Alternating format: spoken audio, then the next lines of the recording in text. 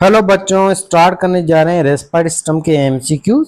और बेटा ये लेक्चर आपको पसंद आए तो इसको लाइक ज़रूर करिएगा, कमेंट ज़रूर करिएगा ताकि हमें सपोर्ट मिल सके और आपके इस चैनल के वीडियोस को ज़्यादा से ज़्यादा यूट्यूब जो है वो ऑडियंस तक पहुंचा सके। वो तभी होगा जब आप वीडियो को लाइक करेंगे और कमेंट ज़रूर करें। कमेंट में कुछ नहीं, यही लिखें hello sir, hi sir, best, बेहतरीन, ज़बरदस्त, ओके, ज़बरदस्त, माशाल्लाह, ये सारी चीज़ें लिखें। कोई भी कमेंट करें, इसमें आपके 2-3 सेकंड ही लगेंगे, ठीक है ना। तो स्टार्ट करते हैं बेटा। पहला एमसीक्यू देखें, which of the following system has ability of gases exchange. कौन से सिस्टम के थ्रू हम गैस एक्सचेंज करते हैं? वो करते हैं बाय रेस्पिरेटरी सिस्टम। बाकी नर्वस सिस्टम जो है ये हमारे अंदर कोऑर्डिनेशन एंड कंट्रोल कराता है। एंडोक्राइन सिस्टम के थ्रू हमारे हार्मोन्स बनते हैं जो ग्लैंड बनाते हैं। डाइजेस्टम के थ्रू हम अपने खाने को डाइजेस्ट करते हैं। क्वेश्चन 2 देखें, नोज इंक्लूडेड इन। नोज जो है हमारी नाक जो है किसका पार्ट है? ये बच्चों आपको पता है ये अपर रेस्पिरेटरी सिस्टम का पार्ट है। हमारा नाक है, हमारी नोस्ट्रल कैविटी है, ये अपर रेस्पिरेटरी सिस्टम में आती है। बाकी निचला जैसा है हमारा सांस की नाली है, लंग्स वगैरह है, और आपके जो भी लेरिंग्स हैं, वोकल कार्ड है, ये सारा आपका लोअर रेस्पिरेटरी ट्रैक का पार्ट है। क्वेश्चन 3 देखें, the external visible part of respiratory system. वो कौन सा रेस्पिरेशन का ऑर्गन है जो हमें बाहर से नजर आता है? वो आपको पता है बेटा, नाक है या हमारा नोज होता है। बाकी ये नासल कैविटी है, ये भी थोड़ी सी हमें नजर आती है पर ज्यादा नजर नहीं आती है, अंदर होती है। ट्रेकिया और लंग्स हमारे अंदर होते हैं, ये विजिबल पार्ट नहीं है। क्वेश्चन 4 देखें, inner hollow space of nose is known as dash which passes here. नाक का वो कौन सा पार्ट है जिसके अंदर बाल होते हैं? वो बेटा नोस्ट्रल कैविटी है। नाक के अंदर जो हमारे खाली स्पेस होते हैं जिसमें हमारे हेयर्स होते हैं, इसको हम कहते हैं नोस्ट्रल कैविटी। बाकी ओरल कैविटी हमारे माउथ का पार्ट है, डाइजेस्टम का पार्ट है। पल्मोनल कैविटी ये हमारे लंग्स के अंदर जो स्पेस है इसको हम कहते हैं। नेजोफेरेक्स हमारे गले का हिस्सा है जो है नाक की तरफ होता है। बहरहाल चौथे नंबर क्वेश्चन का करेक्ट आंसर सी है। क्वेश्चन 5 है, which one in the following is directly connected with outer environment. वो कौन सा ऑर्गन है आपके रेस्पिरेटरी सिस्टम का जो बाहर वाले माहौल के साथ कनेक्ट है? वो बच्चों को पता है, नोज है या नाक है। क्वेश्चन 6 देखें, main organ of respiratory system. Main organ कौन सा है आपके रेस्पिरेटरी सिस्टम? वो देखें सारे, ये नाक का भी अपना एक रोल है, ट्रेकिया है, फेनिक्स है, पर इन सबसे मेन ऑर्गन हमारा लंग्स है जिसके थ्रू हम सांसें वगैरह लेते हैं, ब्लड वगैरह गैस एक्सचेंज करता है यहीं पे, ब्लड हमारा फिल्टर भी यहीं पे होता है। क्वेश्चन 7 देखें, ह्यूमन पदे डैश रेस्पिरेटरी सिस्टम। ह्यूमन के अंदर कौन सा रेस्पिरेशन मौजूद है? बेटा ह्यूमन के अंदर क्यूटेनियस रेस्पिरेटरी सिस्टम नहीं होती है। क्यूटेनियस का मतलब है सांस लेना बाय स्किन। ये सिस्टम मेंढक के अंदर होता है।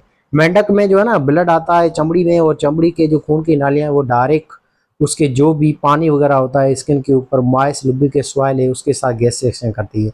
इस रेस्पिरेशन को हम कहते हैं क्यूटेनियस रेस्पिरेशन। दूसरा टाइप है पल्मोनरी रेस्पिरेशन, यानी कि रेस्पिरेशन बाय लंग्स। हम सांस लेते हैं फेफड़े के जरिए, हमारा खून गैस से एक्सचेंज करता है फेफड़े में, फेफड़े के थ्रू रेस्पिरेशन हो उसको कहते हैं पल्मोनरी रेस्पिरेशन। ये रेस्पिरेशन हमारे अंदर भी होती है, मेंढक में भी होती है। तीसरा टाइप है बकल रेस्पिरेशन, यानी कि रेस्पिरेशन बाय माउथ। अब आप कहेंगे सर हम मुंह के जरिए भी सांस लेते हैं, तो बच्चों वो सांस लेते हैं, हमारा खून यहाँ पे गैस एक्शन नहीं करता है माउथ में। गैस एक्शन फाइनली हमारे लंग्स में ही होती है, मुंह से भी सांस लंग्स में ही जाती है। हमारा मेन ऑर्गन लंग्स है। बाकी मेंढक जो उसका मुंह है ना उसमें गैस एक्शन होती है माउथ में, इस वजह से उसमें बकल रेस्पिरेशन भी होती है। ठीक, तो हमारे अंदर पल्मोनरी रेस्पिरेशन है। क्वेश्चन नंबर 9 है, how many nostril cavity in human. हमारे अंदर कितनी नोस्ट्रल कैविटी है? वो 2 है, आपको पता है, हमारे नाक के अंदर। क्वेश्चन नंबर 9 को देखें, वेस्टिबुला is a dash part of nostril cavity which पदे नोस्ट्रल हेयर। वेस्टिबुला जो है ना हमारे नाक का एंटीरियर पार्ट, जो नाक का आगे वाला हिस्सा है इसको कहते हैं वेस्टिबुला, जहाँ पे बाल होते हैं, हमारे हेयर्स होते हैं। क्वेश्चन नंबर 10 को देखें, रेस्पिरेटरी सिस्टम पदे following is a different system. हमारे जो नाक वगैरह हैं या हमारे दूसरी जो नालियां हैं उसमें क्या होता है? जो हमारे अंदर बॉडी में जो जरासीम आते हैं हवा में उसको मारता है, फिल्टर करते हैं। तो आपको पता है बेटा नाक वगैरह उसके अंदर हेयर्स होते हैं, म्यूकस होती है, सीलिया होते हैं, ये जरासीम को ट्रैप करते हैं, मारते हैं, हवा को फिल्टर करते हैं। तो इसका करेक्ट आंसर डी है। क्वेश्चन 11 देखें, which one the following moist the air. वो कौन सी चीज है जो एयर को मॉइस्ट करती है? वो बेटा आपको पता है म्यूकस होती है। क्वेश्चन 12 देखें, air in respiratory system is warm up to. हम जो भी सांस लेते हैं उस सांस में जो हम हवा ले रहे हैं वो हवा जो है वो कितने टेम्परेचर के बाद मेंटेन होकर हमारे बॉडी में जाती है? तो उसका टेम्परेचर होता है 30 सेंटीग्रेड। यानी कि जैसे अब गर्मी है, बाहर का टेम्परेचर 40 लगा पड़ा है, तो बाहर से गर्म हवा आ रही है 40 सेंटीग्रेड वाली, तो जैसे ही हवा हमारे नाक के अंदर जाएगी तो हमारे नाक के अंदर म्यूकस है और ब्लड कैपिलरीज हैं और साइनोसिस होते हैं, स्पेस, ये चीजें हमारी जो सांस है उसको ठंडी कर देंगे, उसका टेम्परेचर 30 कर देंगे, फिर हवा ये ठंडी होकर हमारे लंग्स के अंदर जाएगी। ये पॉइंट आपके फेडरल की किताब में लिखी पड़ी है, ठीक है ना। तो ये एक्स्ट्रा पॉइंट थी ताकि आपको कॉन्सेप्ट क्लियर हो जाए, और ये क्वेश्चन आ भी सकते हैं तो उसको नोट कर लें, सिंटेक्स में बातें लिखी हुई नहीं है। क्वेश्चन नंबर 13 देखें, साइज ऑफ फेरिंक्स, गले की कितनी साइज है बेटा? गले की साइज 13 सेंटीमीटर है। गले को दूसरे नाम से थ्रोट भी कहते हैं। क्वेश्चन 14 देखें, dash organ is a part of digestive as system, वो कौन सा आर्गन है जो दोनों सिस्टम में आता है? वो बेटा हमारा फेरिंक्स है या गला है। गला हमारा डाइजेस्टम का भी हिस्सा है, रिस्पायरेटरी सिस्टम का हिस्सा है। ये हमारे मुंह, माउथ है, हमारे नाक है, सांस की नाली है, इन सब के साथ कनेक्ट होता है। बाकी माउथ प्योरली डाइजेशन का पार्ट है, लैरिंक्स और नोज ये दोनों रेस्पिरेटरी सिस्टम के पार्ट है। क्वेश्चन 15 देखें, epiglottis is an upper cartilage of, epiglottis जो है ऊपर ढक्कन होता है, ये किसका पार्ट है? तो बेटा एक बात याद रखें, हमारी जो नाली होती है सांस की नाली, इसको ट्रेकिया कहते हैं, इसके ऊपर एक स्वोलिन पार्ट होता है सूजा वैसा, जिसको हम लेरिंक्स कहते हैं, जो आवाज पैदा करता है। इस लेरिंक्स की ओपनिंग को हम कहते हैं ग्लोटिस। इसके ऊपर ये ढक्कन होता है कार्टिलेज या नरम हड्डी, जिसको एपिग्लोटिस कहते हैं, जिसका काम होता है हमारी सांस की नाली को बंद करना जब हम सवालिंग करते हैं या खाना अंदर लेते हैं, ताकि खाना हमारी सांस की नाली में ना चला जाए। तो आपको पता है एपिग्लोटिस जो है ये किसके ऊपर होता है? ये होता है लेरिंक्स के ऊपर। अगर एमडीके टेस्ट में लेरिंक्स ऑप्शन ना हो, अगर ट्रेकिया हो, तो आपको ट्रेकिया के ऊपर भी टिक करना है। अगर ऐसे आ जाए कि ट्रेकिया का पार्ट है लेरिंक्स का, तो हमें टिक करना है लेरिंक्स, क्योंकि एक्चुअल में ये लेरिंक्स के ऊपर होता है। लेरिंक्स आपका ट्रेकिया का ही पार्ट है। अपर स्वेलिंग कार्टिलेज होती है। इस लेरिंक्स के अंदर दो पर्दे होते हैं वी शेप, जिसको हम वोकल कार्ड कहते हैं, जो आवाज पैदा करते हैं। क्वेश्चन 16 देखिए, which on the following structure control the opening and closing of air passage वे? अभी हमने पढ़ा आपके एयर पैसेज को कौन कंट्रोल करता है? एपिग्लोटिस करता है। क्वेश्चन 17 देखें, opening of larynx is called, आपके लेरिंक्स जो इसकी ओपनिंग को क्या कहते हैं? बेटा ग्लोटस कहते हैं। इसी के ऊपर एपिग्लोटिस होता है। एपी का मतलब अब्बू है, ग्लोटस के अब्बू। क्वेश्चन 18 देखें, dash is organ which produce our voice और sound and it is present in larynx, वो कौन सी चीज है जो आपके अंदर आवाज पैदा करती है? वो अभी हमने पढ़ा बेटा, वो वोकल कार्ड होते हैं। ये दो पर्दे होते हैं वी शेप आपके लेरिंक्स के अंदर, जो वाइब्रेट होते हैं जब आवाज जो है हमारा पैदा होगा, इसके नतीजे में जब सांस इससे बाहर निकलेगी। क्वेश्चन 19 देखें, trachea is made up of, trachea सांस की नाली किसकी बनी हुई है? वो बेटा कार्टिलेज की बनी हुई है। कितनी कार्टिलेज? 16 से 20, ठीक है ना। 16 से 20 शी शेप ये कार्टिलेज होती हैं जो आपकी ट्रेकिया को बनाते हैं। बाकी फेडरल के अंदर लिखा पड़ा है कि ये कार्टिलेज 15 से 20 होती हैं, तो हमें यहाँ पे अपने किताब को ही फॉलो करना है। Question number 20 second, trachea is divided into, trachea जो है ये किससे डिवाइड होती है आगे चलकर जब हमारे लंग्स में एंटर होगी? तो वो बेटा प्राइमरी ब्रोंकी से डिवाइड होती है आगे चलकर, इसमें डिवाइड होती है। ये ट्रेकिया है वो डिवाइड होगी आगे चलकर दो नालियों के अंदर। अब यहाँ पे आप देखें इन चीजों को, तो ये एक देखें डायग्राम है, इसके अंदर आप देखें ये हमारा लंग्स है, इसके अंदर ये सारे आपके आर्गन दिखाई दे रहे हैं आपको। इसमें हमारा ये नाक है, इस नाक के अंदर ये चीजें आ रही हैं, नाक से हवा आ रही है हमारे थ्रोट के अंदर, थ्रोट के बाद ये हमारे गले के अंदर जा रही है, गले के बाद ये हमारे लंग्स वगैरह है उसमें जाके जा रही है। अब आप यहाँ पे आप गौर फरमाइए, तो ये आपका एक पार्ट है जिसमें आप देखें ये ऊपर से ट्रेकिया आ रही है, ट्रेकिया के बाद ये नीचे देखें नाली आ रही है जिसका लिखा पड़ा है मेन प्राइमरी ब्रोंकस। तो ट्रेकिया देखें किससे डिवाइड हो रही है आगे चलकर? प्राइमरी ब्रोंकस में या प्राइमरी ब्रोंकी में। सिंगुलर हम ब्रोंकस कहते हैं और प्लूरल इसको हम कहते हैं ब्रोंकी। आगे चलकर ये प्राइमरी ब्रोंकी जो ये डिवाइड होती है सेकेंडरी ब्रोंकी में। जैसे आपका ये दो लंग्स है, एक राइट लंग है दूसरा लेफ्ट लंग है। राइट लंग में ये 3 नालियां होती हैं जिसको सेकेंडरी ब्रोंकी हम कहते हैं, लेफ्ट लंग में 2 सेकेंडरी ब्रोंकी होते हैं। आगे चलकर ब्रोंकी और ज्यादा छोटी छोटी है, देखिए ट्री लाइक ब्रांचेस में डिवाइड हो रही हैं जिसको हम ब्रोंक्यूल्स कहते हैं। तो ये सारी चीजें, ये सारी बातें आपकी इन सब के बारे में। और यहाँ पे आप एक डायग्राम देखें, इसमें आपको ये देखें ब्लूइश कलर का एक पर्दा दिखाई दे रहा है, ब्लू कलर का या ग्रीन कलर का। ये ग्रीन कलर का जो ये पर्दा है ना बेटा, ये पर्दा आपका है एपिग्लोटस, जो आपके इस सांस की जो नाली है इसके ऊपर लेरिंक्स जो है उसको ये बंद करता है, ठीक है ना। तो ये आपकी डायग्राम है, इनसे आपको ये चीजें मालूम पड़ रही हैं। अब हम थोड़ा सा आगे अब बच्चों क्वेश्चन नंबर जो है 21 को देखें, which of the following is the basic unit of lungs.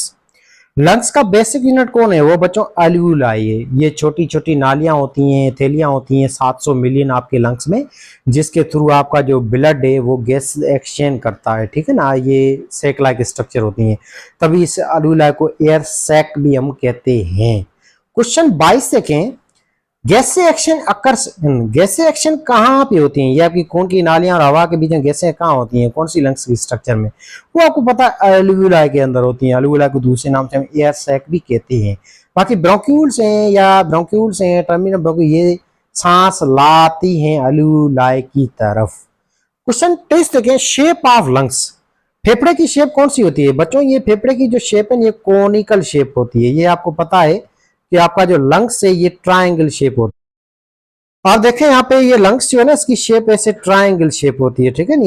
ये आपको तीन जो है रिंग्स है उसकी तरह दिखाई देती हैं, तभी इसका नाम पड़ा कोनिकल।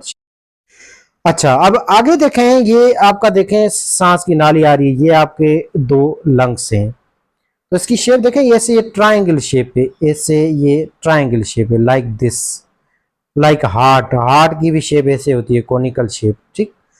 आगे चले क्वेश्चन नंबर 24 पे, मीडियास्टेनम इज ए, मीडियास्टेनम क्या होता है? बेटा ये स्पेस होता है बिटवीन टू लंग्स, हमारे दो फेफड़ों के बीच में स्पेस होता है। इस स्पेस को हम कहते हैं मीडियास्टेनम, ये स्पेस इसको कहते हैं जहां पे हमारी दिल मौजूद होती है, इसी स्पेस को हम कहते हैं मीडियास्टेनम। क्वेश्चन नंबर 25 आप देखें, क्वेश्चन नंबर 25 में क्या कह रहा है, how many loops in left lung.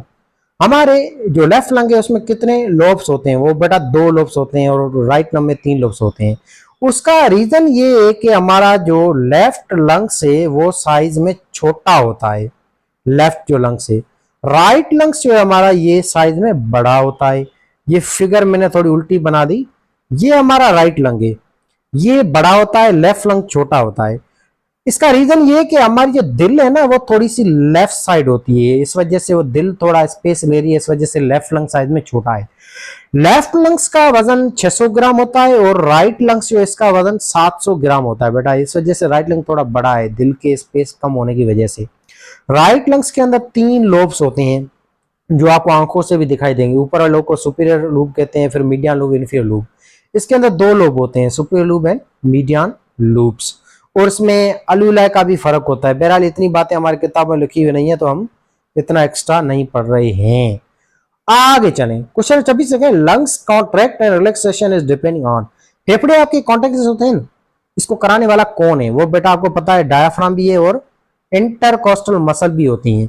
आपकी जो पसलियां हैं ना 12, इसके ऊपर जो गोश्त है जिसको एक्सटर्नल कोस्टल मसल कहते हैं, और अंदर की तरफ ही होता है मसल जिसको इंटरनल इंटरकोस्टल मसल कहते हैं। तो ये दोनों चीजें, आपके डायफ्राम जो आपके पेट और छाती को अलग करने वाले पर्दा है जो आपके स्टमक के नीचे होता है, इसको डायफ्राम कहते हैं। ये पर्दा कॉन्टैक्टलेस होता है, जिसकी वजह से फेफड़े ऊपर नीचे होते हैं, और इसके ऊपर दबाव बनने वाली इंटरकोस्टल मसल भी होते हैं। इन दोनों की वजह से आप सांस लेते हैं और निकालते हैं, यानी कि इंस्पायरेशन एक्सपायरेशन करते हैं, या लंग कॉन्टैक्टलेस होते हैं। तो इसका करेक्ट आंसर डी है, इन दोनों की वजह से होता है, बोथ ए और बी। 27 सवाल देखें, lungs present in which cavity. फेफड़े हमारे कहाँ मौजूद हैं? ये तो सिंपल पड़ा है, थोरैक कैविटी में होते हैं, या हमारी चेस्ट कैविटी में या छाती में होते हैं। Property of respiratory system, respiratory system की क्या प्रॉपर्टी है? नंबर 1, मॉइस्ट मेम्ब्रेन होनी चाहिए रेस्पिरेटरी सिस्टम में, बिल्कुल ये करेक्ट बात है। ये सारी मेम्ब्रेन हमारी मॉइस्ट होती हैं, जिसमें हमारी म्यूकस वगैरह होती हैं, ठीक।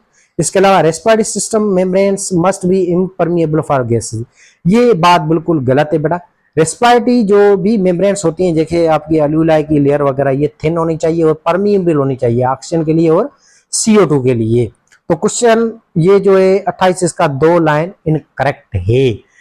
इसके अलावा नंबर 3 देखें, respiratory system membrane must be permeable for gases, बिल्कुल ये बात भी करेक्ट है। क्वेश्चन ये जो 28 है उसका 1 और 3 लाइनें सही है।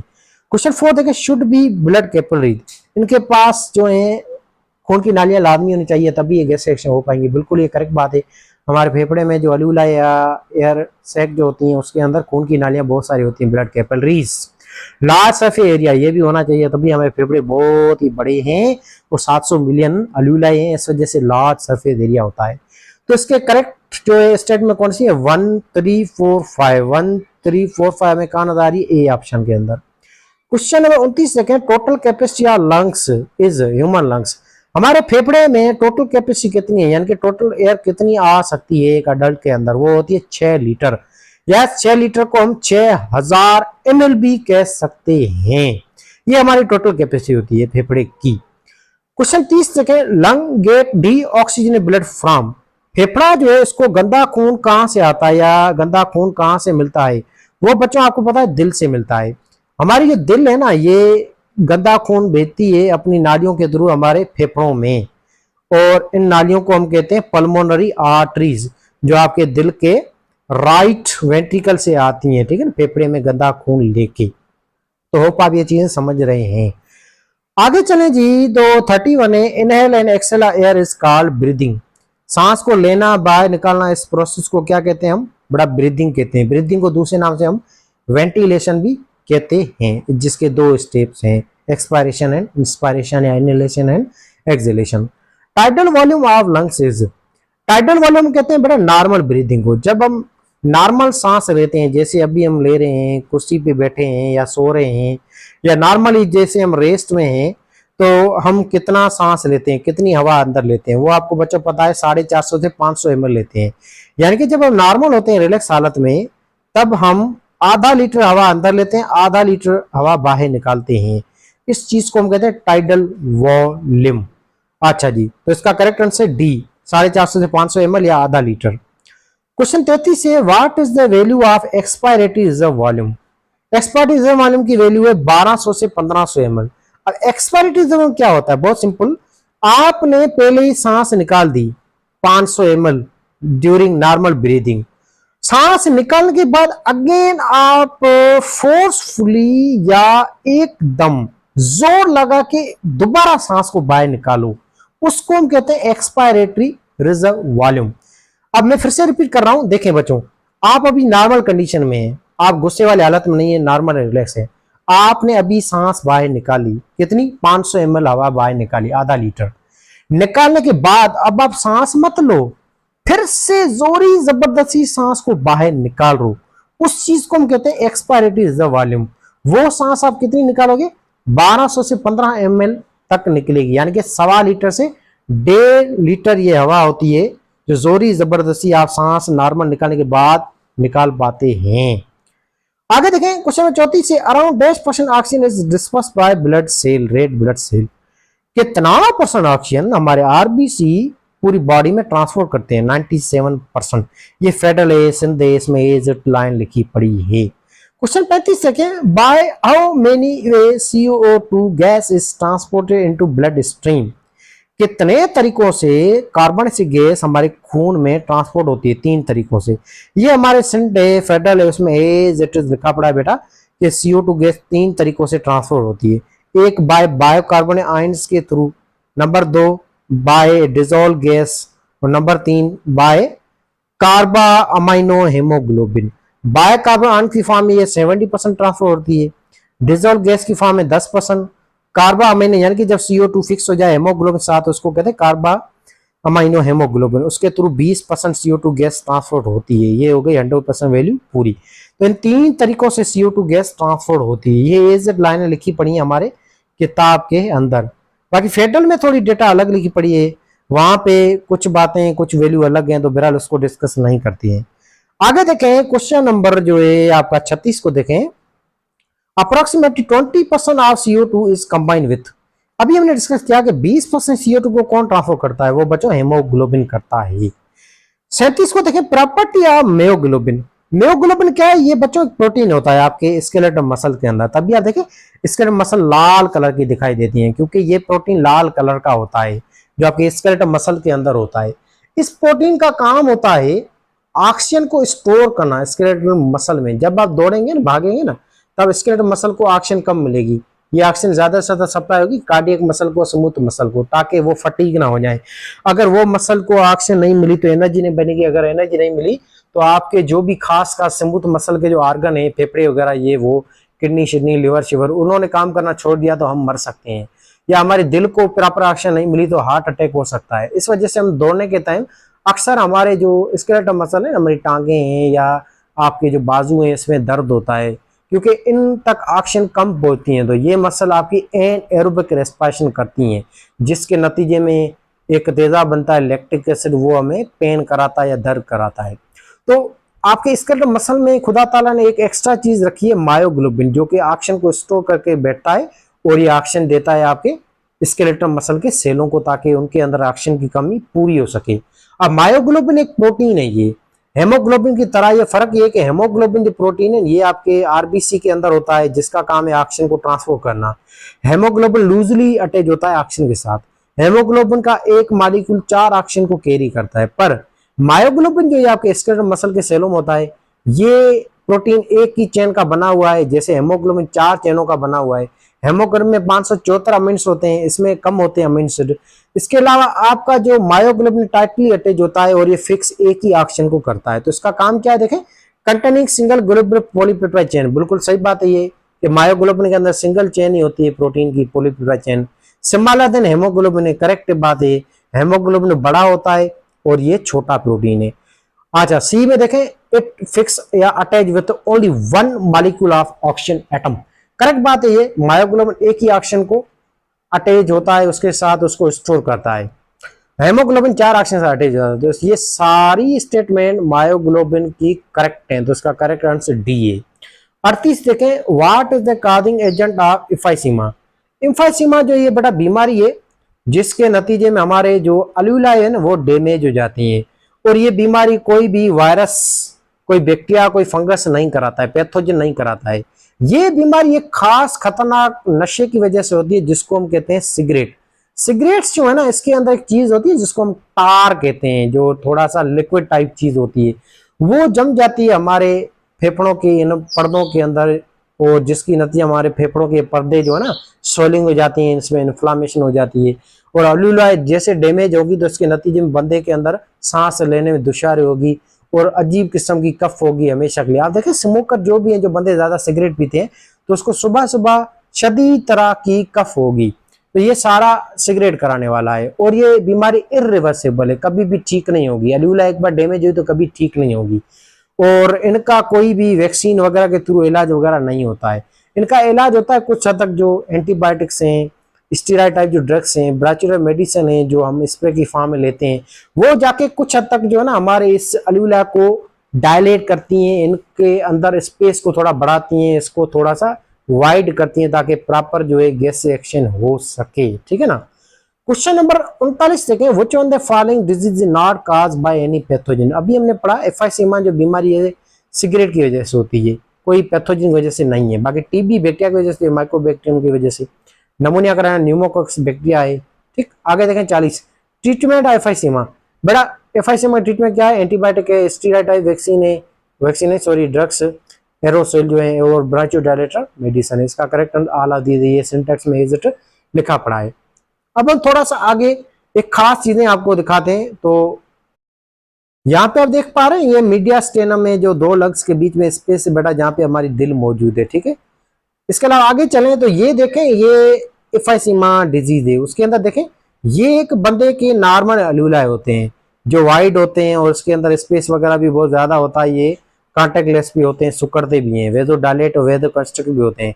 जब हम ज्यादा सांस लेंगे, फाइट या फ्लाइट वाली कंडीशन में आएंगे, सिंपैथेटिक नर्वस सिस्टम जब हमारा एक्टिव होगा तो ये डायलेट होते हैं, इनमें ज्यादा से ज्यादा हवा जाएगी। जब हम नॉर्मल कंडीशन वगैरह में होते हैं तो तब इनमें हवा कम जाती है, ये कॉन्टेक्ट लेस भी होते हैं। अच्छा, अब यहाँ पे आप देखें, ये अल्यूला डैमेज जो की है सिगरेट की वजह से, एम्फाइसीमा की वजह से। ठीक है ना, तो इसकी वजह से इनमें देखें म्यूकस वगैरह ये चीजें बढ़ जाती हैं, तार वगैरह जमे हो जाती हैं, इस वजह से ये नालियां ब्लॉक हो जाती हैं। अच्छा, अब यहाँ पे आप देखें, ये एम्फाइसीमा है, इसमें आप देखें ये आपकी नॉर्मल अल्यूला है, ये ऊपर जो डायग्राम पड़ी है, और यहाँ पे नीचे ये सारी आपकी सोलिंग एम्फाइसीमा है, सोलिंग हो चुकी है हमारे अल्यूला वगैरह, ये डैमेज हो चुके हैं सिगरेट की वजह से।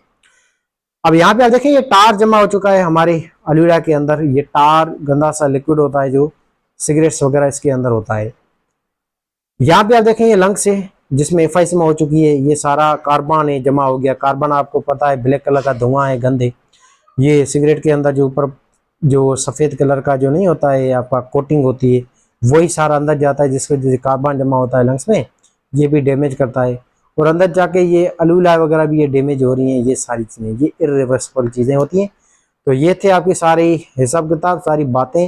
होप आपको ये सारी एमसीक्यू पसंद आएंगे। वीडियो को लाइक ज़रूर करें, कमेंट ज़रूर करिएगा। मिलते हैं नेक्स्ट एक नए टॉपिक के अंदर। और एक बात बच्चों, आप कमेंट सेक्शन में लिखें कि कौन से टॉपिक के ऊपर नेक्स्ट हम वीडियो बनाएं जो आपको मुश्किल लगता है पीएमसी के अंदर, जो लेक्चर शायद हमने अभी तक नहीं बनाया है।